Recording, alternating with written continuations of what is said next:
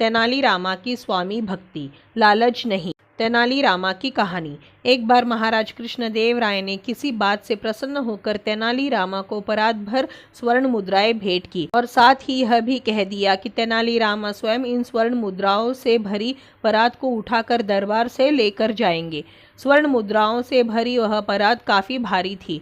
दरबारी मन ही मन हंस रहे थे कि आज बेचारे तेनालीरामा का जुलूस निकलेगा, क्योंकि स्वर्ण मुद्राओं से भरी परात वह किसी भी सूरत में उठा नहीं पाएगा। तेनालीरामा ने कोशिश की, मगर वह उस परात को हिला भी न पाया। अचानक उसे एक युक्ति सूझी। उसने अपनी पगड़ी खोलकर फर्श पर बिछाई और जितनी स्वर्ण मुद्राएं उसमें आ सकती थी भरकर उसकी एक पोटली बना ली।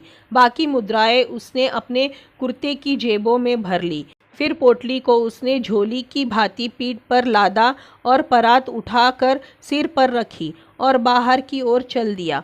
उसकी सूझबूझ देखकर सभी दरबारी चकित रह गए। वे तो सोच रहे थे कि तेनालीरामा का मजाक उड़ाएंगे, मगर हुआ उल्टा ही। तभी महाराज ने ताली बजाकर वाह वाह कहते हुए उसकी सूझबूझ की प्रशंसा की। उनका अभिनंदन करने के लिए जैसे ही तेनालीरामा घूमा, वैसे ही उसकी जेब थोड़ी सी उधड़ गई और कुछ मुद्राएं बिखर कर गिर गई। तेनालीरामा ने गठरी और परात एक ओर रखी तथा बैठकर स्वर्ण मुद्राएं उठाने लगा। कितना लालची है! अचानक पुरोहित ने चुटकी ली। एक परात स्वर्ण मुद्राएं मिली, फिर भी दो चार के लिए परेशान हो रहा है। दरबारी भी मजा लेने लगे। कोई कहता, अरे देखो, एक उधर भी है, उधर कुर्सी के नीचे, उधर देखो, अपनी दाई तरफ। इस प्रकार उससे जलने वाले दरबारी उसे नचा रहे थे। तभी मंत्री ने महाराज से फुसफुसाकर कहा, ऐसा लालची आदमी मैंने अपने जीवन में नहीं देखा।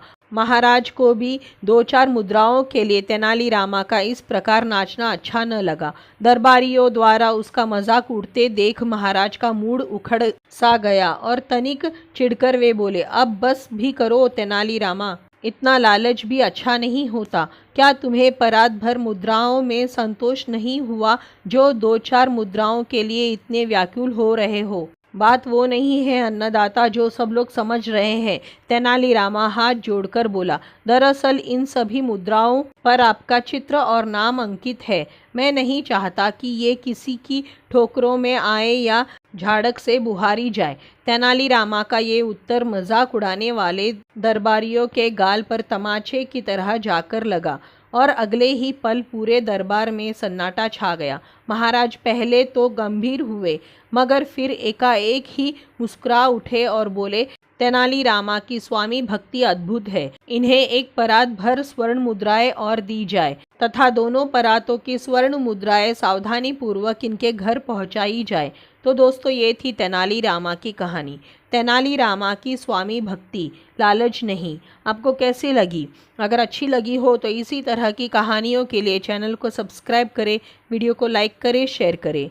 धन्यवाद।